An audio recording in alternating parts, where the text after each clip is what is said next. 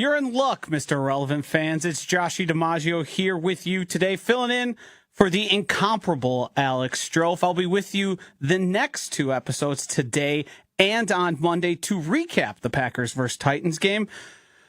I do want to say thank you to our lovely producer here, producer Tiny Hands, Hunter Vaughn, for filling in, keeping things on the rail for us today. Strouf is going to watch the Packers play the Titans in Tennessee. And I want to transition right into the biggest update that we are all looking for. It's Jordan Love. Will he play? Won't he play? What's his status? Now, there has been all sorts of news flying around about Jordan Love, really, since the injury happened. We were originally put on a 3 to 6 week timeline. Last week, we had the mystery upgraded to questionable on Friday, only for Jordan Love to be ruled out on Saturday, even before the game started. We are now at the point where Jordan Love's status seems to be improving. He has participated in the past two Green Bay Packers, the most recent one actually being padded. Now, don't ask Matt LaFleur about Jordan Love's status, because he will just continually repeat the words limited. He'll even spell it for you if you want him to. Now, with Jordan Love participating in practice, there have been more and more speculation going around. I do want to toss us to a video here from Ian Rappaport on NFL Network talking about the status of Jordan Love on Sunday. Man, Matt LaFleur hates those injury-focused press conferences. He just hates them. You can see the gritted teeth are having to explain he's just limited, okay? He's just limited. So we will find out later in the week whether or not Jordan Love is going to play and how limited he is. You're right, this is much faster than I think anyone anticipated. I would also say that Jordan Love is the kind of guy who would be fine putting a brace on it, not being himself, and as long as he can't hurt himself more, as long as he can kind of stay out of harm's way, he's going to go out there and try to play.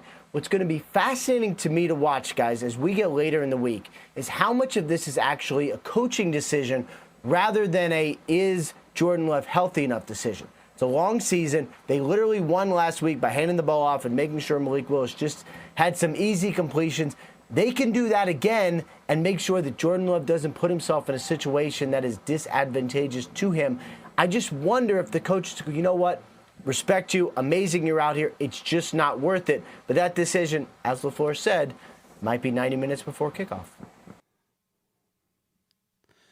Now, the interesting thing out of that video, there's two pieces. Was the implication that Jordan Love would be playing less than 100%. I don't think that comes to a shock to any of us at this point.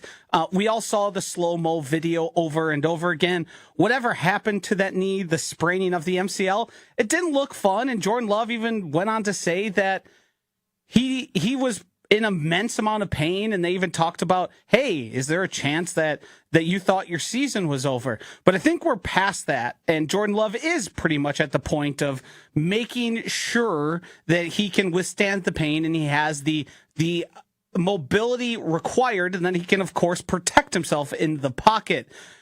What Rap Sheet said at the end there is interesting to me. He said that this comes down to a coaching decision.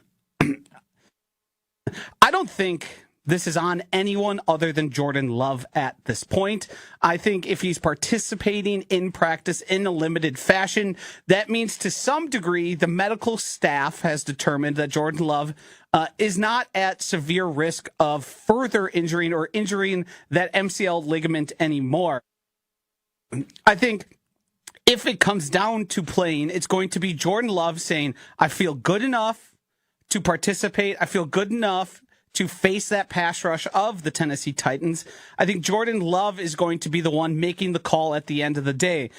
Part of that is due to the fact that they're not making any decision on this until 90 minutes before game time. What that tells me is this is a guy who the staff, be it medical and coaching, have kind of all agreed that if Jordan Love feels healthy enough, if the pain is not too much to withstand, this is a guy who can go out there and participate. I think it will be interesting. Obviously, we're all going to be glued to our phones or to the pregame show right here on 94.5 ESPN and ESPN Madison as well, trying to figure out, is Jordan Love going to be healthy enough to go? Hunter, what have you thought of how this has all played out? The rumors, we had Rob Demovsky calling it a charade. Now it could be up to the coaches. Now it's going to be 90 minutes. How have you received all this information and kind of where do you stand? Because right now I'm at the point of Jordan Love isn't going to play. And the Packers kind of know that through conversations with Jordan, because I don't think a lot is honestly going to change. If there's any speculation now, that's kind of thing. So where do you stand? I kind of love the charade and back and forth. I understand if I was Jason and Rob and all the other guys that have to be in that in those press conferences every day, I'd be annoyed by it. But the toxicity of he's limited. It's just hilarious to me. And like you said, it's 100% Jordan Love at this point. If he feels like he's good to go, they're going to let him go, I think. I keep going back and forth on if he should. Because I'm just there's the one part of me where I'm just if you feel good enough, go do it. Whatever is going to happen is going to happen. But then at the other side of it, and I know a knee injury is not nearly as severe as what Tua is dealing with in Miami and the concussions. Correct. But dude's got a long career ahead of him. Is this one game against the Titans really worth it? And that's where I'm I don't think he's going to play because he's going to view it the same way. And I think even Matt LaFleur is just going to be look, man, it's your choice. It's your decision. But it's this one game. We need you for the Vikings game. We need you to win these two games against Detroit. And that's what he's got to be 100% for. A game against an AFC South opponent really isn't going to do much for him. Yeah, and the thing that's working in the Packers and Jordan Love's favor is the fact that Malik Willis won that first game that Jordan Love was out. You've got the game in hand. You got stole the one win you need to. So to me, at this point, you can withstand a loss. You're not the dreaded 0-2. Only 11% of 0-2 teams end up making the playoffs. You got your win. The Tennessee Titans, I think, are a lesser roster than the Indianapolis Colts, but they're a similar team, and they don't pose some of the same threats that we are all worried about. I do think there's plenty left here for the Green Bay Packers and Malik Willis to run a new sort of play, and let's go right into the preview of the game against the Titans this weekend. The Green Bay Packers are, at this point, 3-point underdogs in this game. This line has kind of stayed around the 2.5 mark this far. It's kind of wavered back and forth. It's gone to 3, 2.5. Depends on where you look, where we're at. But I'm going to proceed with the analysis of this game as if Jordan Love is not going to be available to the Packers. It's going to be week 2 of Malik Willis. And the biggest question for me about this game is we saw the first Malik Willis experience. They didn't put a lot on Malik Willis's back. They didn't ask him to do a lot in terms of throwing the ball downfield. No one expects the Green Bay Packers to be able to run as well as they did against the Indianapolis Colts as they will against the Titans. I do think the Packers will have success because I do think Matt LaFleur and his run game plan, as we saw last week, is creative enough, is multiple enough, does provide enough threats in different directions that you're still going to have some success, but the Packers had a historic type day, especially for modern day NFL. So what's the next move? And to me, it's been easy to figure out. It's using Malik Willis's legs even more than you did in that last game. I believe Malik Willis had around 40 rushing yards. Some of them came on designed runs, and some of them just came on scrambles, him tucking it and kind of just getting the extra yard, moving the chains. I think the Green Bay Packers in this week will use Malik Willis's leg and his speed even more to their advantage. I would imagine and I would guess along with having more Malik Willis plays ready last week, they also had more for Jaden Reed, more of those tunnel screens, those quick smoke screens, just kind of getting the ball into a playmaker's hand, because I believe he only ended the week last week with 3 touches for Jaden Reed. And that's a guy who can kind of score a touchdown from anywhere on the field for you. The advantage was last week you simply didn't need to do that. I don't think the plan was let's hand the ball to Josh Jacobs 32 times during this game. It's just the Indianapolis Colts and Gus Bradley had nothing for the run game. So the Packers said, hey, that's fine. We know what we can do. We face a lot a lot fewer risk, a lot smaller risk of turning the ball over here or getting ourselves into a 3rd and long where the ball might be put into a sort of into risk there for them. So as much as it is dangerous and you are adding risk, I think with the confidence you have in Jordan Love getting closer and closer each week to returning, that this is a time for Malik Willis hopefully to get somewhere upwards of 75 yards rushing. You add more Jane Reed wrinkles in there, and you try and keep Malik Willis under that 20 total passing attempts. I do think the Tennessee Titans do provide a little more threat there with Jeffrey Simmons. That's a name we all recognize. They do have a good front seven that, frankly, has performed pretty well, and it's been their offense that let them down. Now, on the defensive end of the ball, I'm going to be very, very, very interested to see what the Packers pass rush looks in their third go of it. Now, the first 2 weeks there have been, they've had the threat of two much better and much bigger threats in terms of running the ball with Jalen Hurts and Anthony Richardson. Will Levis can run the ball. He does have the ability, but I would categorize it more similar to the way Jordan Love can run the ball, or like an early stage Aaron Rodgers, where it's a threat, but they're not going to be sort of designing play calls for that. I really want to see, how is Rashawn Gary going to look? How's Preston Smith, Lucas Van Ness, Kingsley Enagbare, all those guys there up front in that front line, are they going to be able to rush the passer more effectively? That is one thing that this defense has been lacking so far, along with the run defense, which goes back a while. But Will Levis doesn't pose the same threat out there. So for for Jeff Hafley to be able to kind of show what this defense has, because I'll say I'm pretty confident in the secondary at this point. I'm pretty confident in the Jeff Hafley method of attack there. There is a clear change there with vision towards the quarterback and kind of being more aggressive in your zones instead of the Joe Barry just set back and let it happen. I think if you've watched any Sports Center or you have been online at all, you've seen those turnovers Will Levis has kind of given up the game. He totally puked away the game against the Bears in week 1. If you can get pressure on this guy, he will throw you the ball. And maybe that'll show up a little bit there later in our underdog pick'ems when we look at it. So the one thing I'm targeting and I'm watching on the defensive side of the ball is the pass rush. There's a little anecdote here. I don't know if you've heard this, Hunter, but the starting right tackle for the Tennessee Titans, he's a fantasy analyst. He's like a full-time fantasy guy. I want my right tackle to be just like Zach Tom. I want to never hear about him. And at the end of the game, we go, what happened to TJ Watt? Where was he? Where was this premier pass rusher? You know, that's, I don't want my guy talking about, that's what I do. I talk about fantasy football. Yeah, that's not a good look for your team. But like, thinking about this game on Sunday, like, because the fact that you have video of your offensive coordinator for the Titans going, what are you doing out there to your quarterback? I'm honestly not really worried about the Packers defense.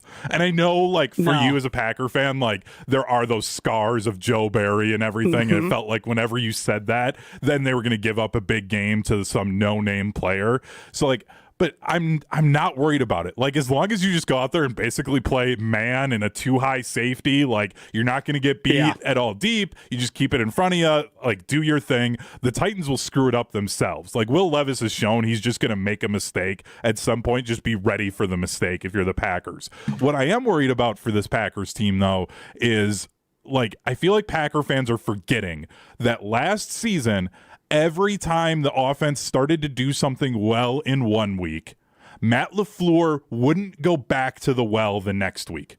Aaron Jones would have a big game. He'd get 20-plus touches. Things would look great. They wouldn't follow it up with trying to do the same things. And I worry that Matt LaFleur he's too much in his own head and thinks, oh, well, we ran the ball 32 times last week, so they're going to be expecting that. So now I have to throw the ball 32 times. They'll never see it coming. Yeah, they won't see it coming because that's stupid to do with Malik Willis. And I'm worried that that's what's going to happen here on Sunday. That, like, Matt LaFleur, it's weird week to week for him as a play caller. And I think he struggles with that at times. And I don't know if he's going to be able to follow up the same performance he had last week. Had I not seen that final stretch there for the Packers, where I believe Aaron Jones ripped off five consecutive games with over 100 yards rushing, I would agree with you more had that not happened, because I do know what you're talking about, and I do know how sometimes you felt like, Matt LaFleur, why are you trying to outsmart you tried to outsmart the other team, and what you ended up doing was actually outsmarting yourself. I do think Matt LaFleur has grown as a play caller. And I do think the attitude was, especially after you listened to Matt LaFleur speak last week, was kind of like, we knew what we had to do. We went out there to do it. Malik Willis executed. Josh Jacobs did his thing, and we kind of just stuck to the plan. And you could kind of see that if you look at the way that second half took place, because there you were, as somebody who was on Twitter, you did see some people going, well, why aren't they being more aggressive? There was that at the end of the first half, they were like, why aren't they trying to go downfield? And it's like, because you got a lead and you got a run game that's working. Let's not risk the ball any more than we need to here. The defense has looked good.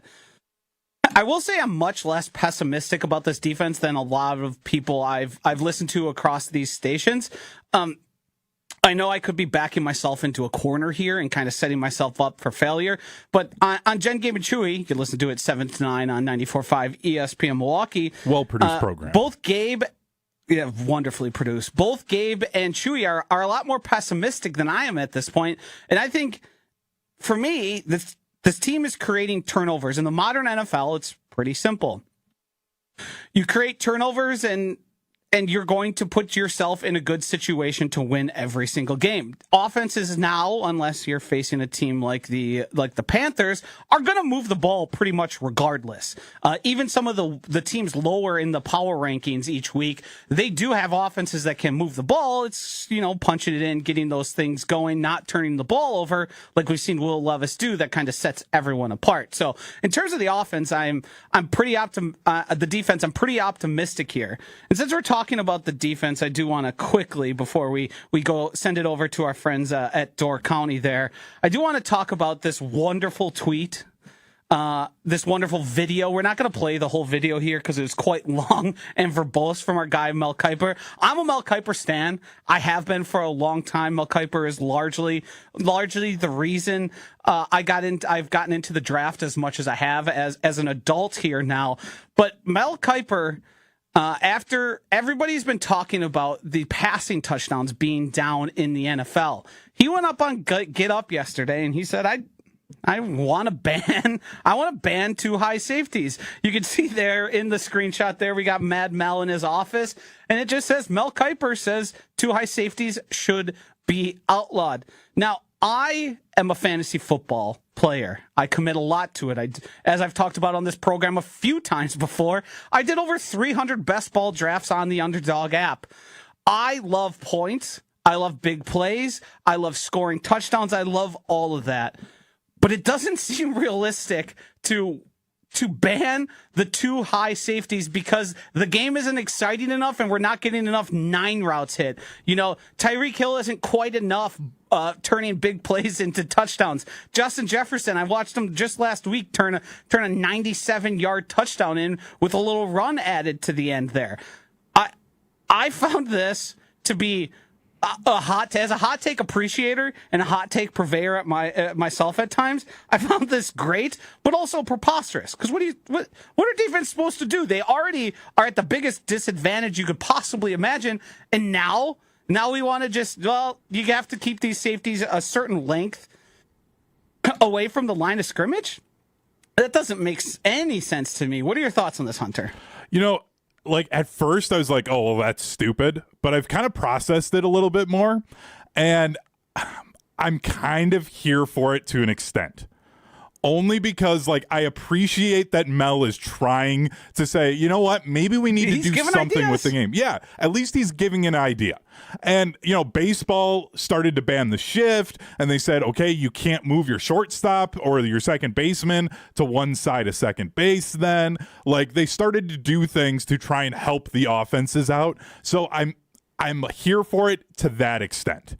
But like the idea of saying, no, you can only have X number of players so far away from the line of scrimmage, like it's just stupid. And I appreciate that now we're having this conversation as like running backs are starting to see bigger games. After the last 5 years, we were talking about, and we had Melvin Gordon on our stations all the time talking about how, running backs aren't appreciated. You don't get the same money. No one cares about the running back position anymore. And now all of a sudden you see the Jets and they're like, oh, nope, we're going to have Breece Hall and we're going to have Braylon Allen go for good games on Thursday Night Football, because fine, go ahead, put your safeties off the line. We'll just run the ball at you again. It's Big Ten West football coming alive, and I love it, and we need to just keep the 2 high safety. I want more running. I want more defense. I want low-scoring, tight games, because then they'll just feel like there's more at stake with every single play and every possession late in a game when you have lower-scoring games.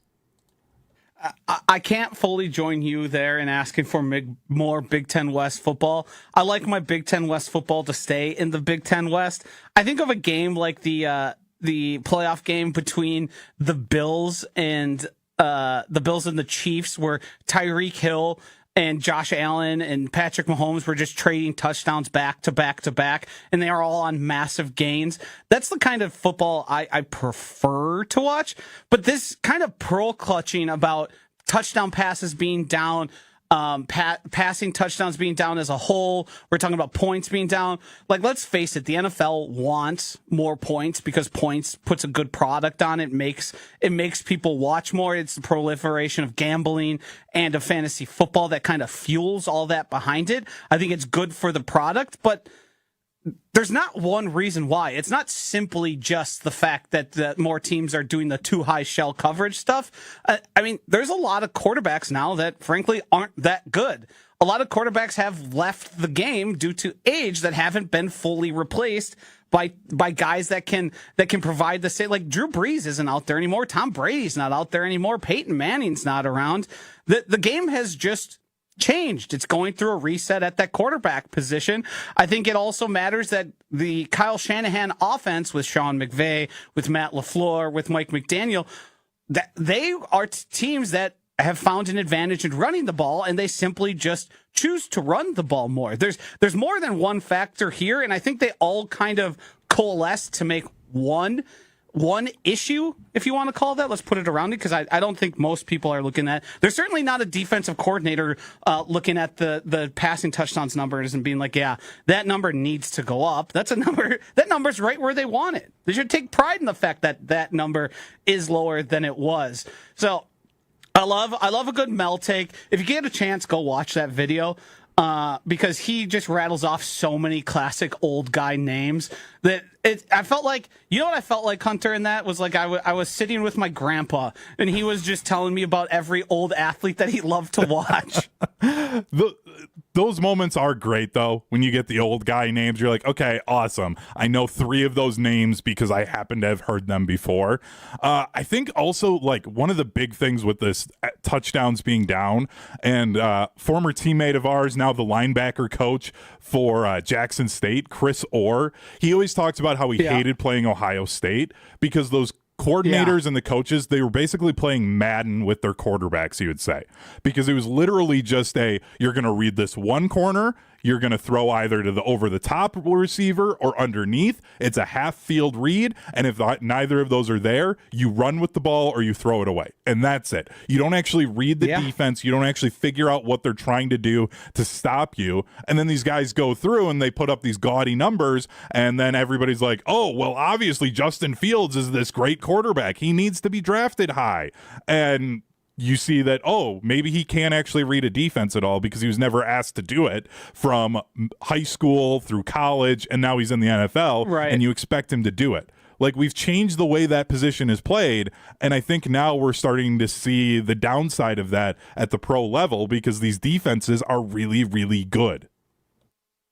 Yeah, no, I can't agree more. I mean, you don't have to look any further than the Washington Commanders and the Jaden Daniels offense with Cliff Kingsbury there. I believe the defensive back who last week talked about Xavier Worthy kind of just being fast, he said that's a cool college offense they run there in Washington. So I do think you are seeing sort of that thing try and proliferate. The problem is It doesn't work with full-grown men.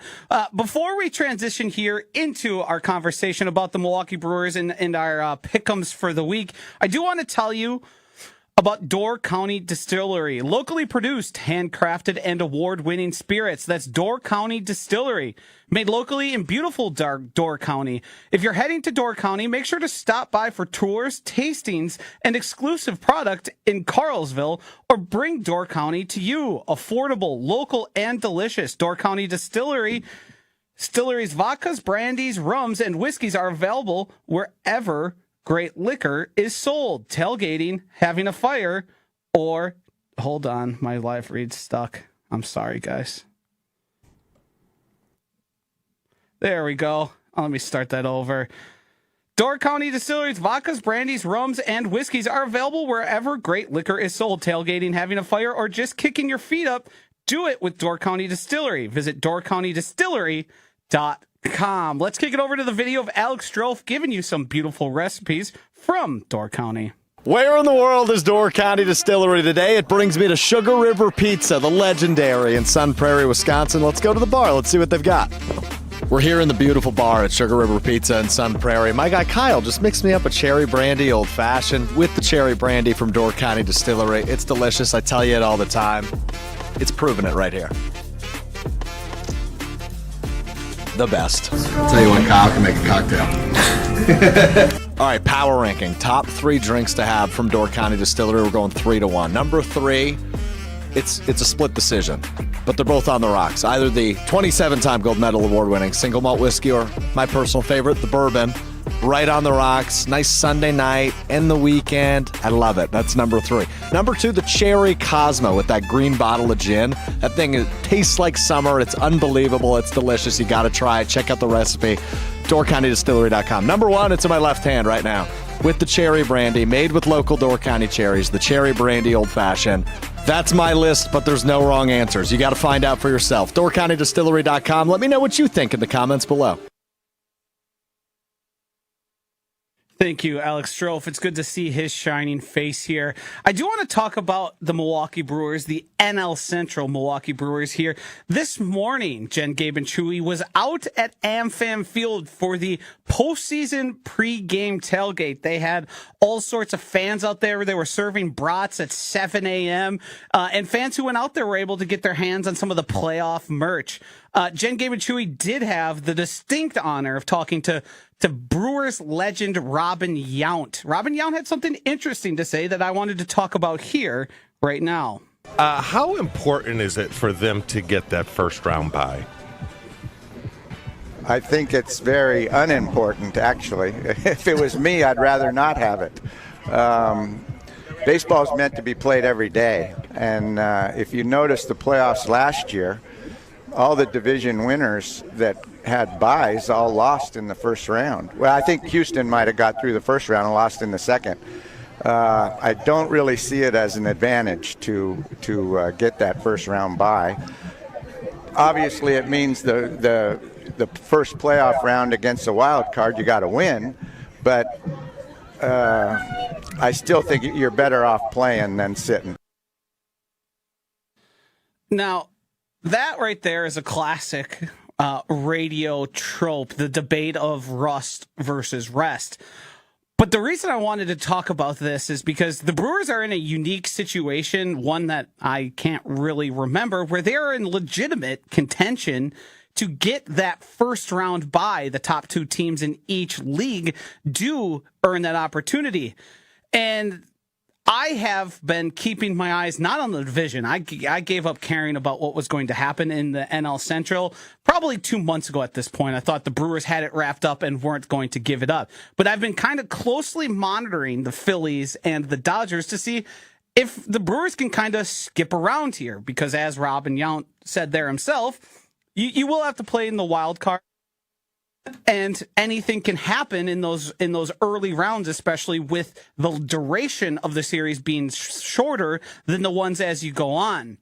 The one thing I did find interesting was kind of how it's an advantage for teams who keep playing. Now we don't have a large sample size of first round bye teams kind of failing in the postseason, but there are some recent memories we all have of team. I mean, there's a reason we ended up watching the Texas Rangers and the Arizona Diamondbacks in the World Series last year. What I find fascinating and kind of I'm viewing almost as a privilege right now is the fact that the Brewers are so good. We have to worry, or we've been given the opportunity to worry about, will they get a first round bye? Now, as a Brewers fan, that is a pretty unique situation for me to be in. I think all that tells us is our expectations for this Brewers team should be sky high. We should be thinking NLCS or bust. The Brewers aren't the plucky underdog, despite them starting the season as the plucky underdog. The Brewers still lead the league in run differential. They have one of the best records in baseball. As fans of sports, the kind of things we get excited about are the expectations. Because as a Brewers fan who watched the team in the 90s, I never had expectations. Even into the early 2000s, there wasn't much there to watch. You got excited about young guys coming up and hopefully being fun to watch. Now, as Brewers fans, we're seeking out how far can this team go. They haven't been back to the NLCS in a few years now. And I see a lot of people who are hesitant to kind of change the expectations that they started the season with. Expectations are a privilege. Expectations are something we should seek out. And if your team doesn't meet your expectations, it's good to be disappointed by that. If you have expectations, your team matters. Now, Hunter, you're a fan of a team that we kind of talk about on this program a lot here, but I know you are a Brewers fan. Are you like not to name anyone specifically, Jesse Nelson, who says, the expectation shouldn't be NLCS or bust? Or are you the guy that's kind of leaning into this? The team was an underdog, but they're good. Yep, exactly. I always say that the bar can move. Like wherever you set that bar for your expectations for a team, it's going to go up and down throughout your season. Because that's what happens once you actually see them play the games. And as much as the Cowboys' losses in the playoffs pain me as a fan, I love feeling like, okay, it's the playoffs. This year is going to be different. I've seen all of these things that tell me it's going to be different. And then, you know what? It doesn't happen. I'm heartbroken. It sucks, but that's a part of being a fan. Only one team wins a championship every year. It's really hard to win the championship. So I just want to feel like, you know what? At least they have a chance, because I would much rather be this right now and be worried about where are things in the playoffs? Or I've got friends who are White Sox fans. They're the worst team ever in baseball. Yeah. I would much rather be in this spot every single time, without a doubt. Being the worst team in any sport is the worst feeling you can have as a fan. And I do kind of want to talk about what Robin said there of like, do you want to play or not want to play? Go ahead. Like, I understand that baseball's meant to be played every day. I get it. But man, if the Brewers can get the Dodgers at home in a 5-game series, instead of having to play 3 of those games out in LA, I'd much rather have home field advantage, because it is totally different if you're having to play at AmFam Field or go out to LA and play the Dodgers. Like, that's such a different environment. So if they can get home, I would much rather see them have that home field, because maybe there's a chance then that the 1 seed loses. Maybe the Phillies lose. And then all of a sudden, you're again at home for a 7-game series. You get 4 games at home at AmFam Field. Revenge for what happened in 2018, and they finally can win it. Like, I'm taking that every single time. I'd rather they get those couple of days, and you just maybe figure out something more to do in those off days to simulate things a little bit better, and you go from there. If they can get home field, I want home field. Yeah, no, this is the one place where I will kind of accept either answer when it comes to baseball. I think it's way different in the NFL. Like, that bye in the first round, especially now that only one team's getting it in a physical sport. Not that baseball isn't physical. They are still running, jumping, throwing, all that stuff. But the terms of like physical damage, like that bye week is huge in the NFL.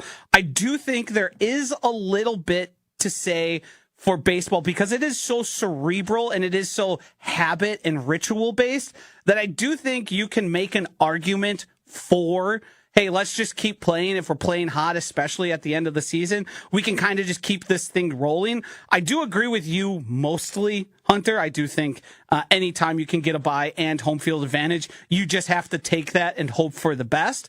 I do, however, hesitate to disagree vehemently with a Brewers legend like Robin Yount, who's taken the Brewers as far as they've ever gone. So that is a classic, and I'm very anti sit on the fence guy there. But baseball does make me give it a second thought I don't afford to other sports. All right. Yeah. Oh, go ahead.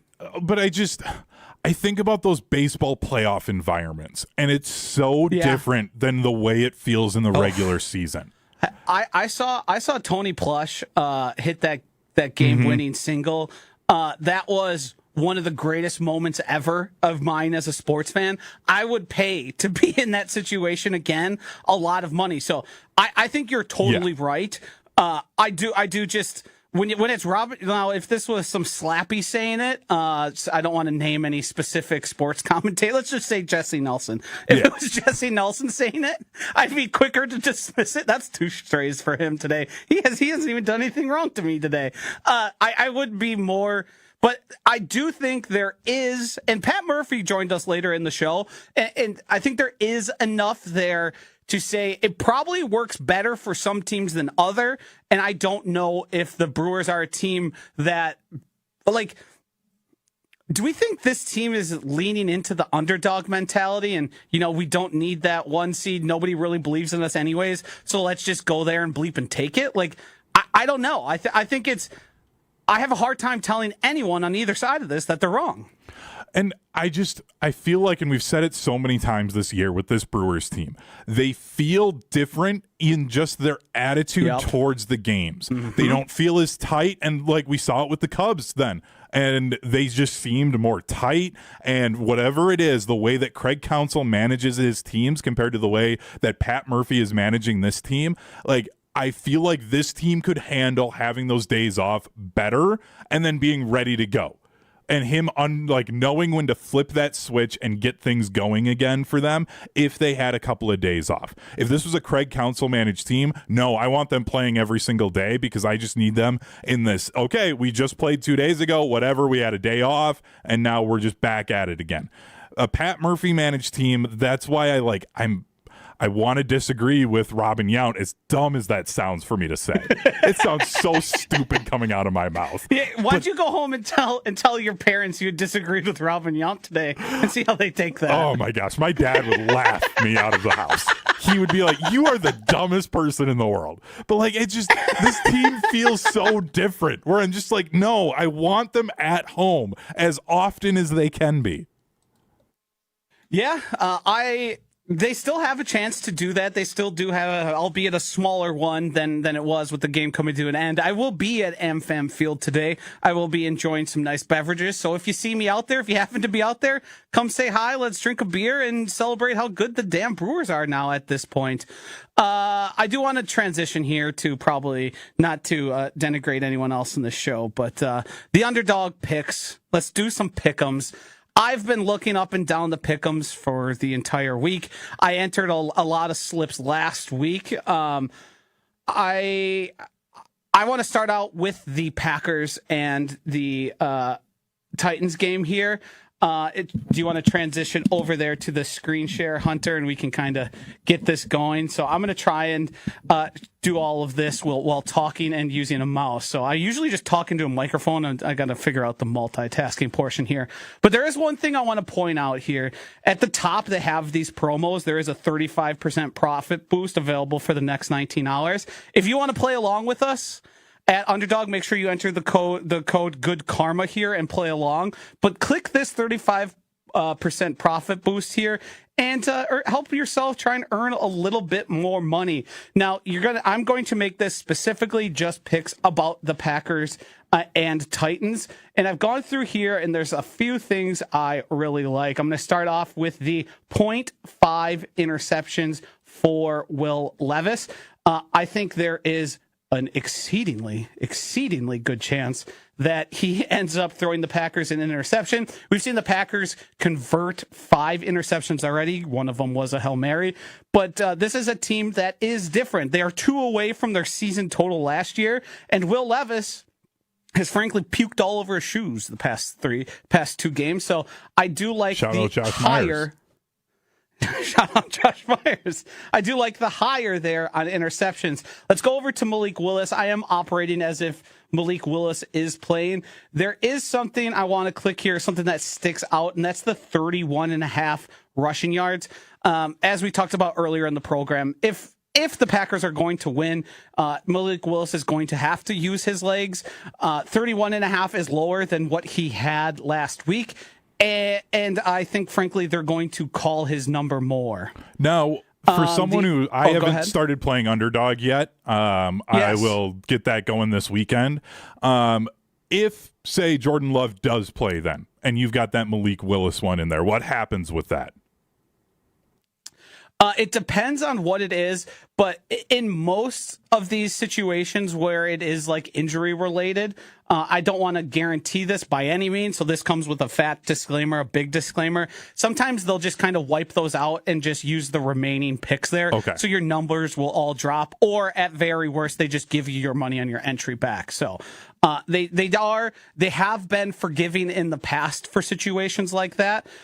If you don't feel comfortable with it and you would rather keep Malik Willis out of it, by all means, feel free to do that.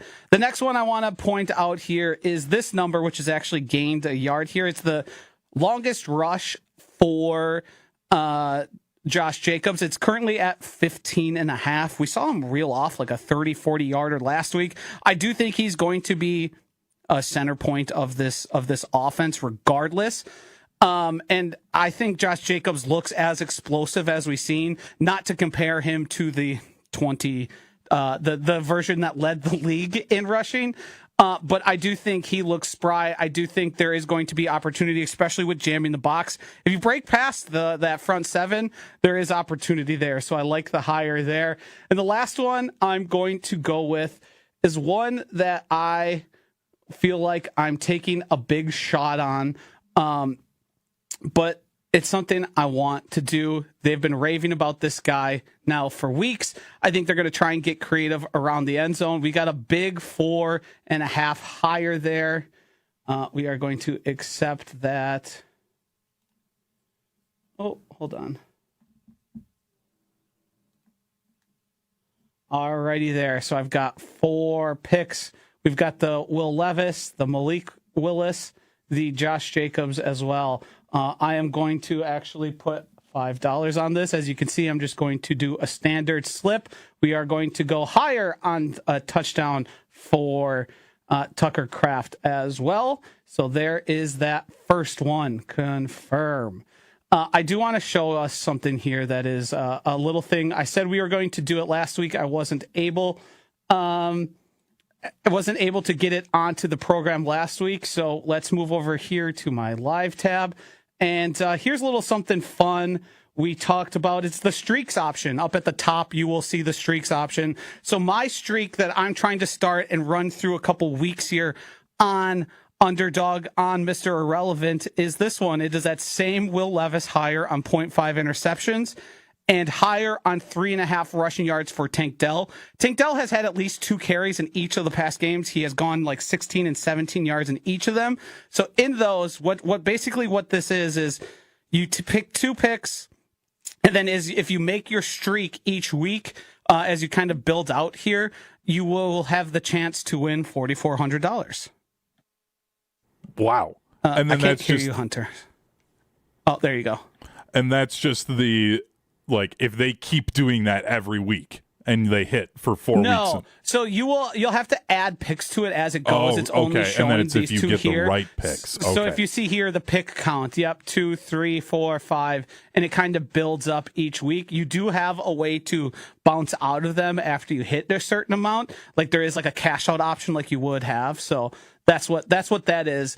And then the fun one, I talked about it, This is a vibes based slip here. This is simply, you're kind of just throwing it out in the wind. This is my touchdown slip of the week. I have picked all running backs that are all vulture protected. That's what you see there behind Devin Achan and their image there. This is 8 picks. It's a flex pick. I put $5 on it, and I picked each of these guys to score a touchdown this week. Now, the reason I'm doing that is a lot of these options, as you'll see here, are rushing and receiving touchdowns. But say David Montgomery rushes for a touchdown instead of Jahmyr Gibbs. Jahmyr Gibbs will have the option. There to this kind of be like a non-pick. So you have multiple outs, and you'll be able to kind of make those there. So Jonathan Taylor, Derrick Henry, Tony Pollard, Jordan Mason, Jahmyr Gibbs, Josh Jacobs, all on a vibes based pick 'em. What do you think of that one, Hunter? If that goes, that's a great Sunday. But like the NFL is crazy. So you're just like, I'm going all in on the running backs. Like we were talking about the cover two, you're just gonna see all this running, and running backs are getting in. Like that's bold. Yeah. I love it, but it's bold.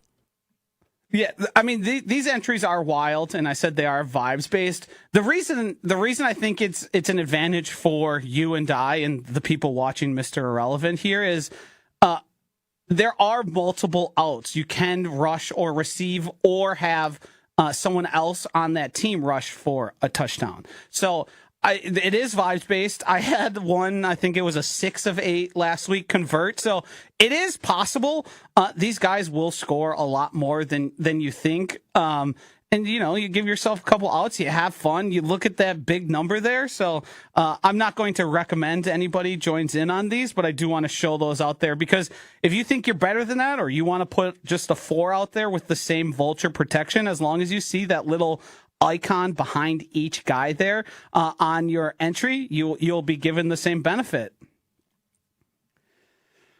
How do you feel about the Packers one? Do you got any takes on that one, Hunter? This Packer one, the Josh Jacobs longest run, I was a little skeptical of that. Yeah, I feel like the other 3, I'm like, I have a feeling that might be a late in the game as the Packers are trying to run the clock a little bit. You're like, oh, come on, break away from one. And that's just in general, whenever I've done things like Underdog or other ones, I always get a little, like, I get leery of doing them. Like, I'm a fan of just scoring, like, number of receptions, interceptions. Like, I'll do sacks, too, for, like, defensive players. But as soon as I start getting, like, longest one or total yards for guys, I just, like, I don't know why. I just have, like, I'm really bad at picking those every single time. It doesn't matter who it is. Like, I could go CeeDee Lamb for one, and I'm just like, I'm not going to hit this because, like, I can't figure it out. I'm going to build another one here because you inspired me about the sacks one. I am going to add the higher slip here with Rashawn Gary sacks. As I said, I do think that's kind of something Rashawn Gary has to do. They got a fantasy analyst there as the right tackle facing him. I do think we need to see Rashawn Gary from that perspective. So let's find something else here, and we'll just make it a little 2 spot here that we like for the Titans. I was kind of looking at Tyler Boyd here or Chigakonku. There are teams, and I've found myself picking lowers on guys that kind of, don't see the ball a whole lot. That did go wrong for me yesterday, picking against, I picked a lower for Tyler Conklin on yards, but I'm going to add in here this entry as well. We got the higher on Rashawn Gary sacks, and we are going to take the lower Chig Okonkwo there with the 17.5 receiving yards. All right, let's transition back here to what we learned. Hunter, I'm going to let you kick us off because I know you said you had one from Wednesday that you were planning to get to that we weren't able to. Yeah, on Wednesday, I came across this on TikTok, as I come across most things in my life because I don't really have much of a life and I spend a lot of time on TikTok. But this was a 4-star tackle in high school who, after the CEO of Waffle House passed away, came running out onto the field with his game having the flag of Waffle House. And I'm like, only in America does the top offensive tackle and the recruit in the country come running out onto the field for his high school game with the Waffle House flag. Like, I just love this country so much. So that's what I learned, that I love America. Yeah, I have never been to a Waffle House. What? I do know the story about how, like, they're one of the only places open during, like, extreme weather events. That is one thing I do know about them. And all I ever hear is rage reviews. I guess I don't know how I've definitely been in cities where Waffle Houses were and just never quite made it to them.